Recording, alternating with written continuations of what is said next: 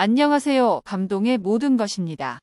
저희는 해외 커뮤니티 레딧과 감동의 모든 것 공식 이메일로 제보받은 실제 사연을 바탕으로 재구성한 스토리를 전달해드립니다. 구독과 좋아요, 알림 설정은 영상 제작에 큰 힘이 됩니다. 영상 수익은 독거노인 및 불우이웃에게 전액 기부되니 끝까지 시청 부탁드립니다. 그럼 본격적인 이야기 시작하겠습니다. 아니, 한국의 궁은 중국과 일본과는 비교도 안 되게 웅장하고 화려하네요. 왜 저는 여태 이런 곳이 있다는 것을 몰랐을까요? 지금 와본 게 너무 후회되네요. 나중에는 남자친구와 가족도 꼭 데려올래요. 관광객들이 북적거리는 경복궁역이 한 여대생이 호기심 어린 눈빛으로 서 있습니다. 이 여대생은 한국에 도착한 첫날 외국인을 위한 투어를 하고 있는데요.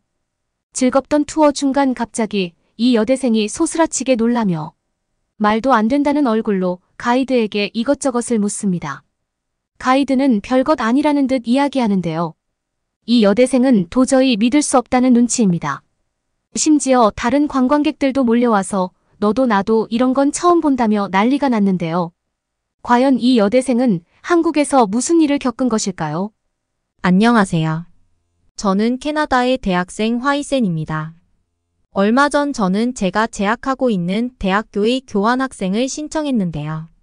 교환학생을 다녀오면 나중에 취업 준비를 할 때 경력에 넣을 수도 있는 건 물론 캐나다의 기업들은 학창시절에 다양한 경험을 하는 것을 선호하기 때문에 저에겐 굉장히 중요한 문제였습니다.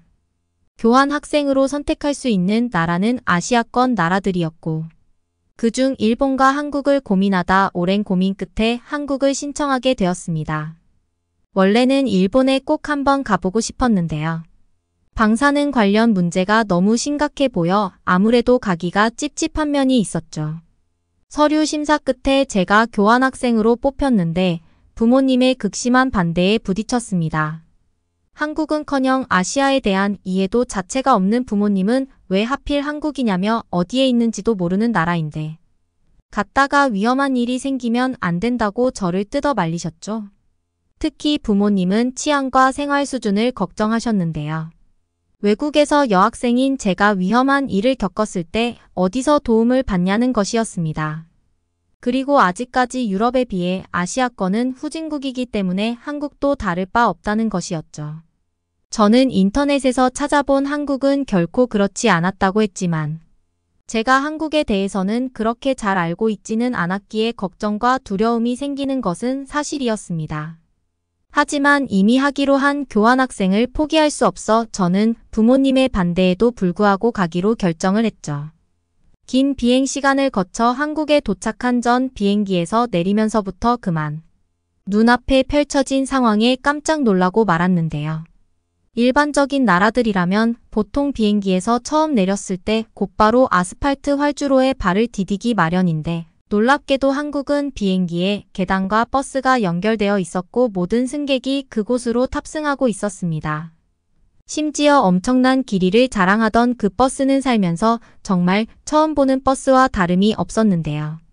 저뿐만 아니라 한국이 처음인 듯한 다른 외국 승객들 몇몇도 갑자기 나타난 버스의 발걸음을 멈추고 당황스러워했습니다. 그런데 그때 뭔가 당황한 듯한 저를 유심히 살피던 한국인 승무원분께서 다가오시더니 눈앞에 버스를 타면 곧바로 인천공항 게이트로 도착한다며 친절히 설명을 해주었습니다. 저는 말이 안 되는 소리라고 생각해 이 버스를 타라고요 라고 되물었는데 상냥하게 웃으면서 맞다고 하더군요.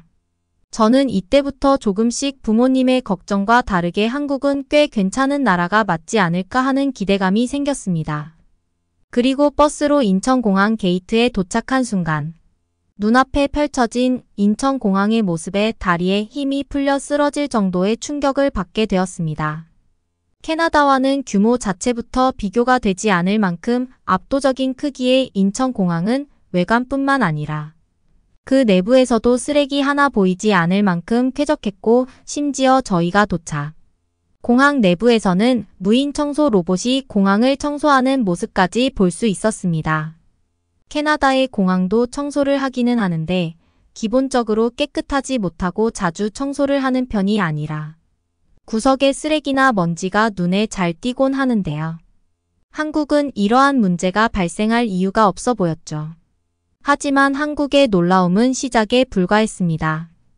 저는 이제 버스를 타고 제가 생활할 대학의 기숙사로 이동을 해야 했는데요. 대학에서 보내준 안내문에 따르면 공항에서 서울로 운행되는 버스들이 여러 편이니 그 버스들을 이용하면 된다고 했습니다.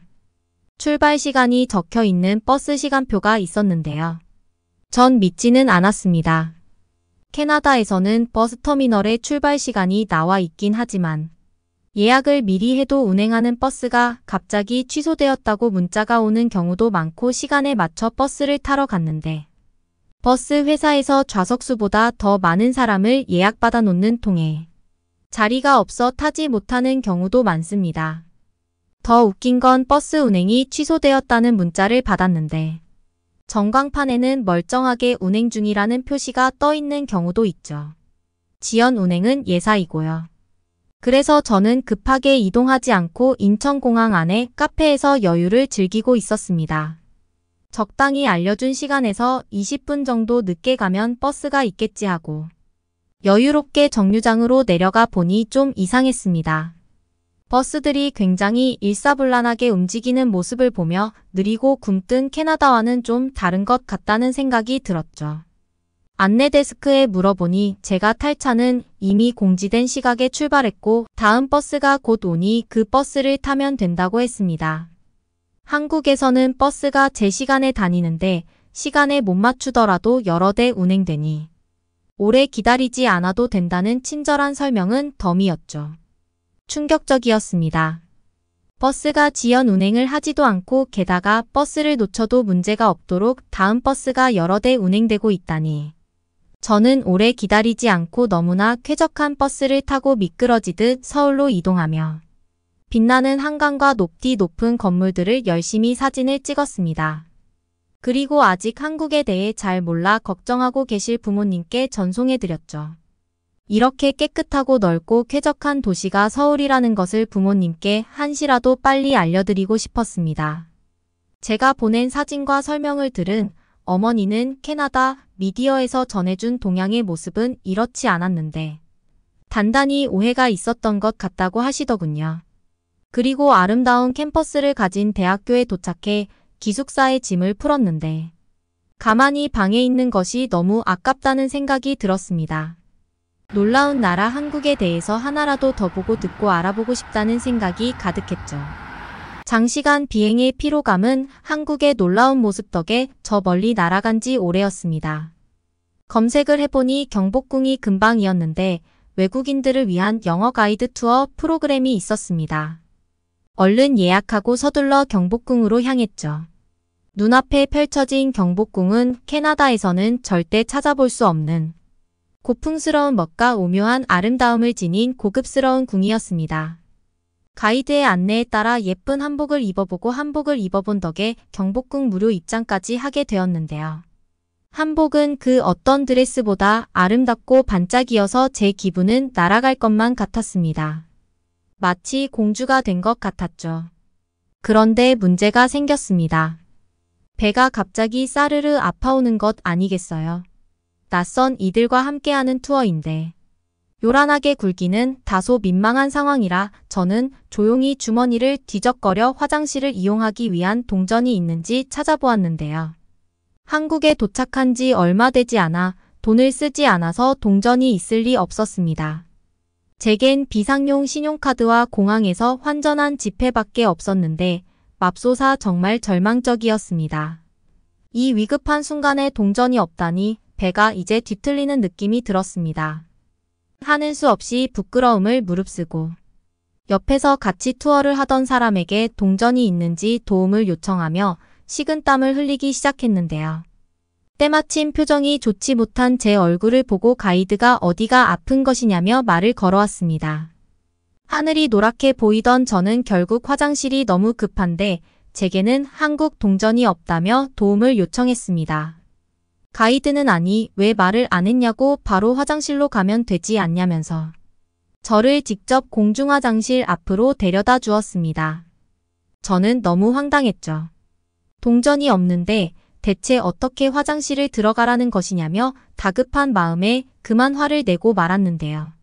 그런데 가이드는 한국의 화장실은 동전이 필요 없다며 급할 텐데 빨리 들어가라는 충격적인 말을 했고, 저는 그제서야 한국의 공중화장실 앞에 동전을 넣는 자판기가 없다는 것을 알아차릴 수 있었습니다. 일반적으로 캐나다에서의 경우 길거리뿐만 아니라 식당이나 백화점 등에서도 화장실을 이용하려면 화장실 앞 자판기에 동전을 넣어야 화장실로 들어가는 잠금 장치가 열립니다. 가끔은 돈을 받는 사람이 지키고 있는 곳도 있죠. 놀라운 나라 한국은 공중화장실을 이용하는데 전혀 돈을 받지 않았습니다. 급하게 배를 부여잡고 들어간 한국의 화장실은 더욱더 충격적이었는데요. 돈도 받지 않는 무료 화장실이었는데 어째서인지 한국의 화장실은 캐나다의 화장실과는 차원이 다른 깨끗함을 보이고 있었고, 심지어 손을 씻는 세면대 옆에는 캐나다에서 볼 수 없던 액체 비누와 건조기까지 설치되어 있더군요. 놀랄 것은 이것 하나만이 아니었습니다. 화장실 내부의 모든 칸에 무료 화장지까지 있었다는 사실입니다. 심지어 급한 불을 끄고 세면대로 나와보니 온수가 콸콸 나오고 있었습니다. 그리고 누구나 이용할 수 있는 무료 화장실인데 노숙자나 지저분한 사람들은 눈에 보이지 않았죠. 저는 이러한 모든 시설을 무료로 이용할 수 있다는 사실, 그리고 무료인데도 노숙자나 지저분한 사람은 존재하지 않는 한국이라는 나라에 큰 충격을 받고 말았습니다. 하지만 한국인들은 이러한 화장실을 사용하는 것이 평범한 일상인 듯 손을 씻고는 자연스럽게 핸드 드라이어를 사용해 손을 건조하고 있었고, 심지어 화장실에서 따뜻한 물을 자유롭게 사용할 수 있는 것이 일상인 듯 놀라지 않는 사실은 한국이 이렇게 돈이 많은 나라였나라는 생각마저 들게 만들었죠. 아무리 생각해봐도 캐나다의 공중 화장실에서 따뜻한 물이 나온다면 길거리에 있던 모든 노숙자들이 몰려들어 물이 나오지 않을 때까지 사용을 했을 것인데, 한국은 이러한 걱정은 되지도 않는 듯 화장실 세면대에서 따뜻한 물을 계속해서 사용할 수 있더군요. 화장실에서 나온 저는 가이드에게 한국의 공중화장실은 원래 이렇게 좋냐면서 질문을 건넸고, 같이 투어를 다니던 사람들에게 빨리 한국의 공중화장실을 이용해 보라며 들어가 보라는 조언까지 했습니다. 호기심에 한 번씩 화장실에 들어갔다 나온 사람들은 저와 똑같이 충격을 받은 반응을 보였고, 살면서 이렇게 공중화장실이 잘 되어 있는 나라는 처음 본다며 놀랐죠.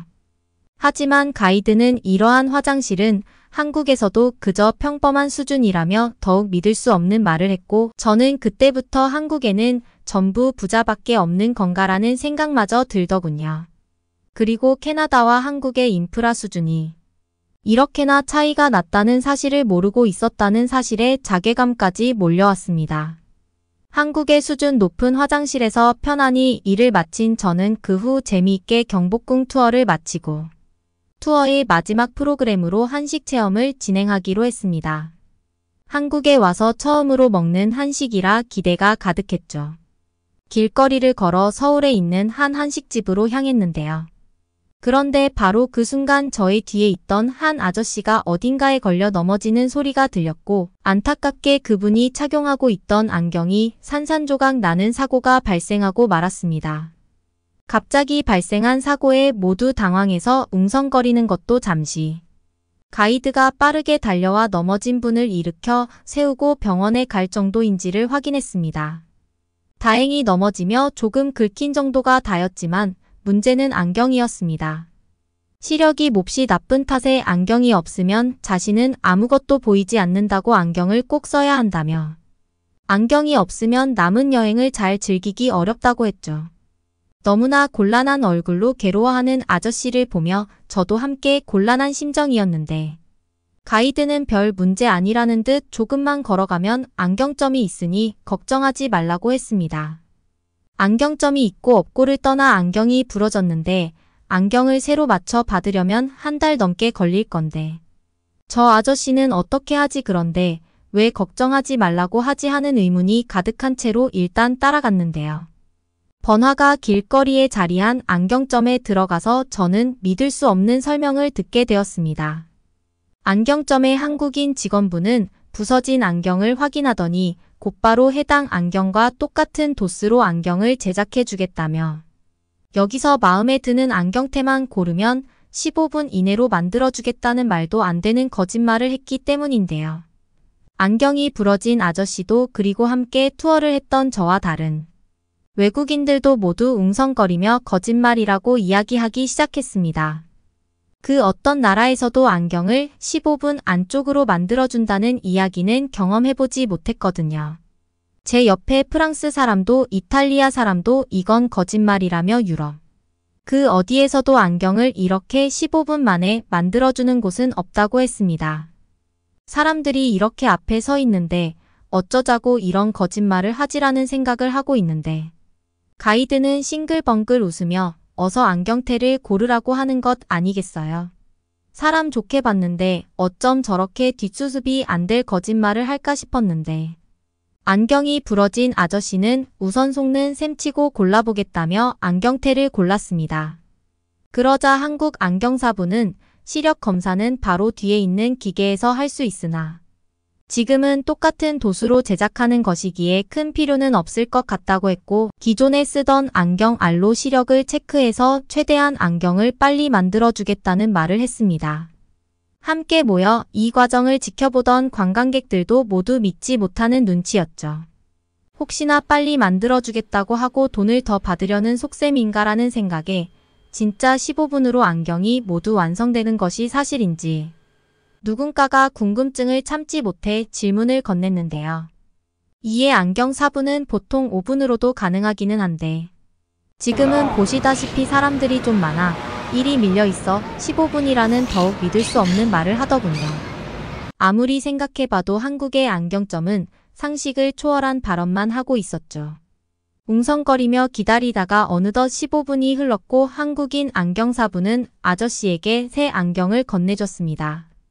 이렇게 빨리 안경이 완성되었다는 것도 놀라운데 더 신기한 건 이 아저씨의 외모 어딘가가 달라진 것 같았는데요. 아저씨의 아내분이 놀라서 달려와 뚫어지게 살펴보더니 남편의 눈이 더 크고 뚜렷해진 것 같은 느낌이 든다며 이야기했습니다. 아저씨 본인도 안경을 끼고 거울을 보더니 어딘가 달라진 것 같고 이전 안경에 비해 굉장히 가벼워서 코가 아프지 않다며 굉장히 흥미로워했고요. 한국인 안경사부는 아저씨에게 기존 안경알이 너무 두꺼워서 안경알을 최대한 압축하는 압축 렌즈로 제작을 했다며 믿을 수 없는 말을 건넸고 눈이 뚜렷해 보이는 이유도 캐나다에서의 안경과 다르게 압축되어 있는 렌즈를 껴서 그런 것이라는 설명을 해주시더군요. 당연히 안경 무게는 가벼워질 수밖에 없고요. 가이드분도 아저씨가 새 안경을 착용한 모습을 보더니 훨씬 눈이 커져서 인물이 산다며 칭찬을 보냈고 아저씨도 아저씨의 아내분도 너무나 기뻐했습니다. 그리고 정말 저는 이 모든 것이 믿어지지 않았습니다. 압축 렌즈 기술도 더 좋고 시간도 얼마 걸리지 않았는데 신기하게도 한국의 안경점은 캐나다보다 훨씬 저렴했는데요. 궁금해하는 저희에게 가이드분은 한국에서는 이러한 안경점이 평범한 수준이라는 말을 했고 오히려 안경을 만드는데 한 달 이상이 소요되는 캐나다 안경점의 상황에 그러면 불편해서 어떻게 사냐면서 깜짝 놀라는 반응을 보였습니다. 그러게요. 한국에서는 당연한 일이 캐나다에서는 당연하지 않은 이 현실이 조금은 슬퍼지네요. 다 같이 투어를 진행한 각국의 관광객 모두 한국이 발전한 모습은 이런 사소한 안경 하나에서도 알 수 있다며 혀를 내둘렀는데요. 마지막에 방문한 식당은 멋진 나라 한국에서의 첫날을 완벽하게 장식해 주었습니다. 끊임없이 나오는 밑반찬, 로봇이 서빙하는 신세계, 그리고 영양소가 완벽하게 잡힌 한식 한 상은 입이 짧은 저도 한 그릇을 싹 비우게 만들었는데요. 알고 보면 저는 입이 짧았던 것이 아니라 캐나다의 음식이 맛이 없어서 입이 짧았던 게 아닐까요? 이후로도 저는 한국에서 생활하며 새로 사귄 대학교 친구들과 함께 한국 음식을 이것저것 먹어보았는데요. 한식만큼 제 입에 맞는 음식은 없을 것이라고 생각합니다. 캐나다 음식은 이제 생각도 나지 않더라고요. 저는 지금 살기 좋은 나라 한국에서의 마지막 학기를 보내고 있는데요. 오늘은 한국에 왔던 첫날 가장 인상 깊었던 이야기를 공유하고 싶어 이렇게 사연을 보내보았습니다. 캐나다에 돌아갈 날이 얼마 남지 않은 저는 오늘도 한국인들의 평범한 일상이 그저 부러울 따름이네요. 더 열심히 공부해서 한국으로 취업을 해볼 생각입니다. 우루과이에 위치한 초호화 호텔 레스토랑에서 분주하고도 느긋하게 식기 부딪히는 소리들이 나고 있습니다. 우루과이인 남성과 한국인 남성 한 명은 레스토랑에서 가장 좋은 자리에 앉아 식사하고 있었는데요. 우루과이인 남성이 내뱉은 한마디 말이 순식간에 식당 분위기를 가라앉혔습니다. 자네가 계산하게. 이 말은 우루과이인 남성이 한국인 남성에게 던진 말이었죠. 이 고급 레스토랑에서는 한 메뉴당 가격이 상상을 초월해 버거운 금액이 청구될 상황이었는데요. 그날 레스토랑에서는 무슨 일이 있었던 것인지 한번 자세히 알아보도록 하겠습니다. 안녕하세요. 저는 우루과이 시민 리엘입니다. 저는 성공 신화의 단골 주인공으로 꼽히는 자수성가형 인물입니다. 저는 아주 평범하기 그지없는 서민 가정 출신인데 저희 뼈를 깎는 노력을 통해 막대한 부를 이루었죠. 젊은 시절부터 사업을 했습니다. 제 원동력 중 하나는 당시 알고 지냈던 일본인 친구였습니다.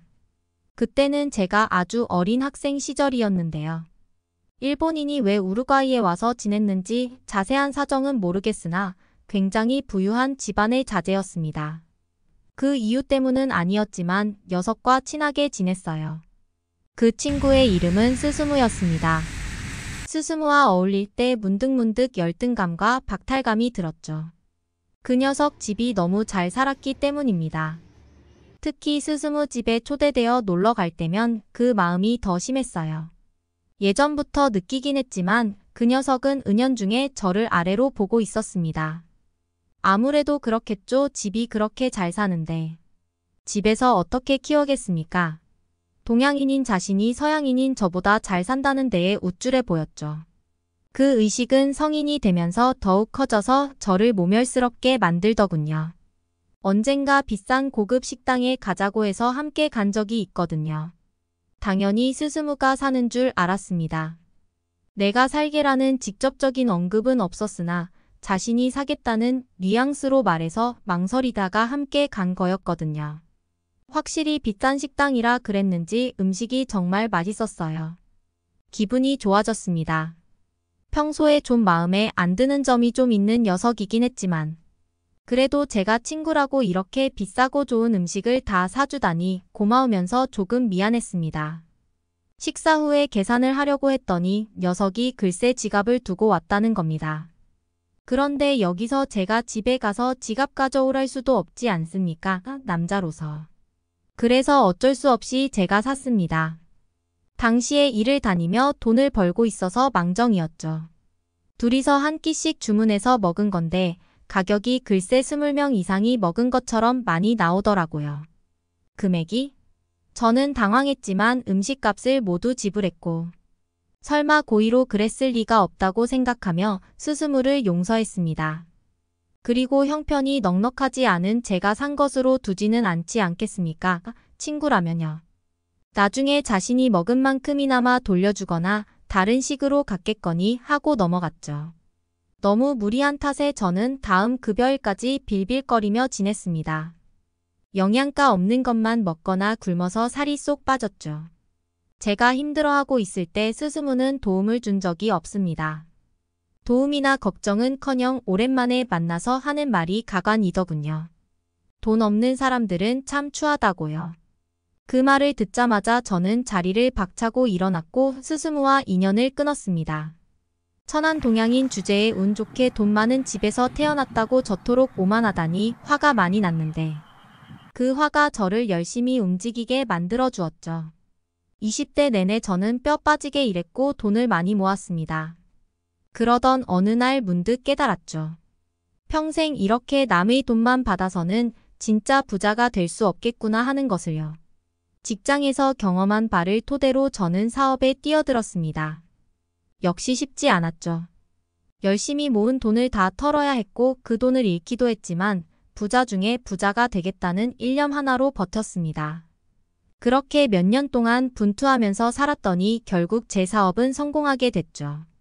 그렇게 바쁘고 정신없는 가운데에도 연애는 다 했습니다. 제가 힘들어할 때 보듬어준 그와 결혼을 했고 아이도 낳았죠. 바쁘게 달려온 세월을 돌아보니 저는 한 사람의 성공한 사업가이자 가정의 아내, 엄마가 되어 있었습니다. 아이들은 치열하게 살아온 제 인생에 대한 선물처럼 느껴졌어요. 그래서 무척 소중했지만 현실에 안주할 때가 아니라고 생각해서 쭉 일에 몰두하는 삶을 살았습니다. 아이들이 중고등학생이 되어서도 저와의 소통은 다소 모자랐죠. 아이들 아빠에 비하면 말이에요. 아들이 첫째, 딸이 둘째였는데 저는 딸을 더 좋아했습니다. 저를 닮아 미인이기도 하고 성격도 저처럼 야무진 것도 꼭 저를 복제한 것 같아 애착이 많이 갔죠. 시간을 많이 보내지는 못했지만 애지중지했습니다. 물론 아들도 많이 아꼈어요. 그렇게 마냥 아기일 것 같던 아이들이 훌쩍 커서 결혼을 할 때가 다 됐더군요. 저와 남편은 나이 들어 있었고요. 더 이상 달리지 않아도 될 것 같았기에 저는 조금 느긋하게 살기로 했습니다.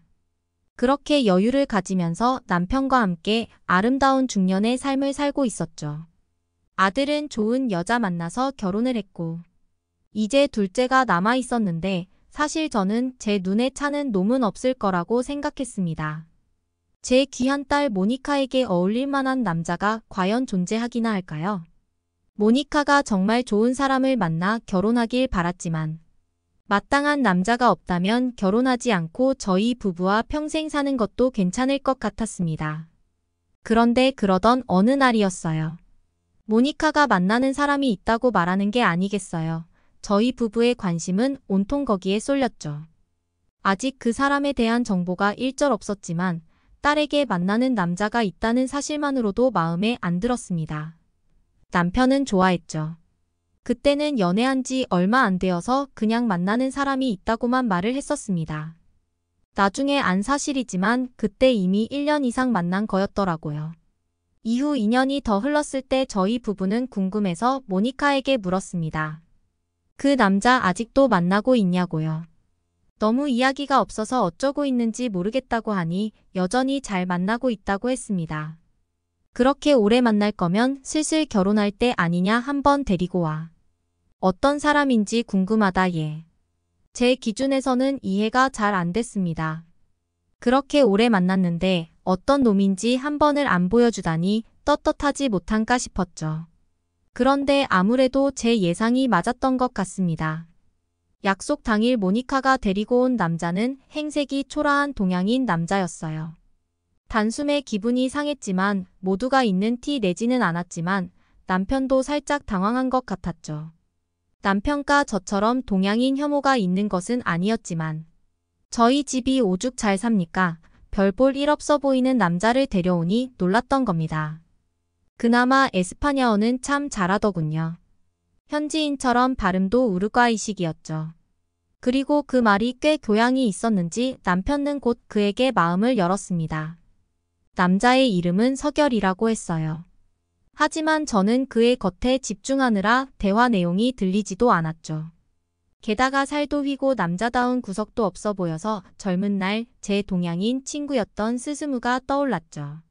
스스무는 남자아이였는데도 불구하고 계집애 같은 면이 있었습니다. 이 녀석도 꼭 그럴 것만 같았어요. 동양인이 다 거기서 거기일 텐데 심지어 이 녀석은 가난하기까지 하잖아. 정말 마음에 안 들었지만 제가 사랑하는 모니카에게 대뜸 저런 놈 만나지 말아라고 말할 수도 없었습니다. 충분히 생각하고 고민해 본 뒤 모니카를 불러 진지하게 말했습니다. 저는 동양인을 수용할 수 없다고 말이죠. 하지만 한국 격언 중에 자식 이기는 부모 없다는 말이 있다죠. 저는 모니카를 꺾을 수 없었습니다. 결혼하지 못하게 할 거라면 결혼하지 않겠다고 대신 평생 같이 커플로 살 거라고 선전포고를 하더군요. 그마저도 못하게 하면 한국으로 떠나겠다고.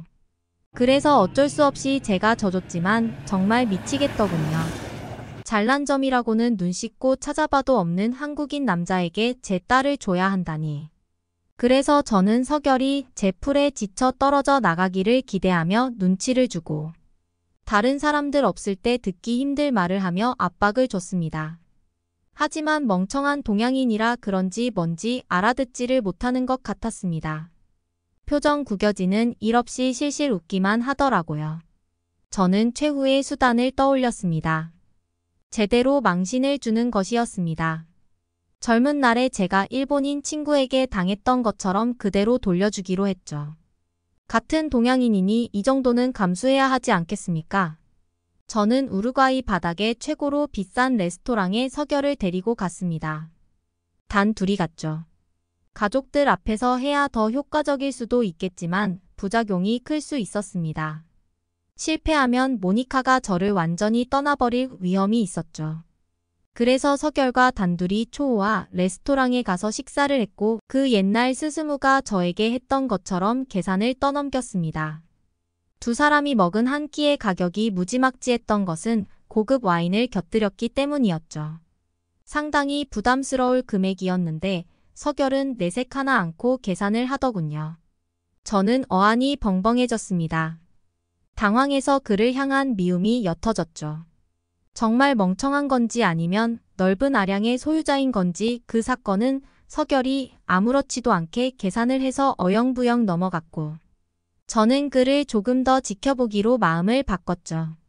어느 날은 저희 가족과 석열이 저희 집에서 식사를 하고 있었습니다. 저는 그때 석열이 아니라 다른 일로 심기가 좀 불편한 상태였는데요. 얼른 먹고 나가봐야겠다 싶어서 급하게 먹었습니다. 그런데 그때 목이 막히는 느낌이 들었습니다. 가슴팍이나 등을 쳐서 내려갈 게 아니었어요.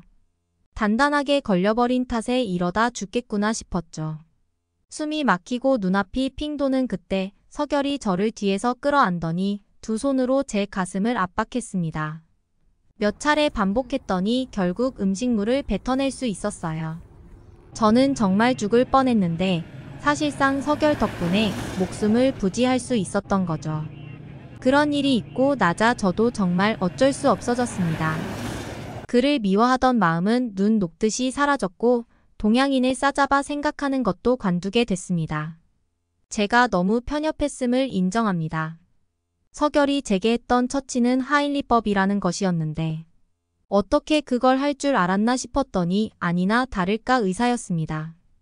왜 말을 안 했냐고 하니 말한 적 있는데 제가 못 들었거나 듣고도 잊어버렸던 거였더랍니다.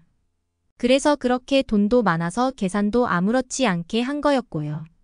비싼 옷이나 시계 등을 일절 착용하지 않은 것은 그냥 검소한 사람이라 그랬던 거라고 하네요. 참 나이 먹고 창피해지네요.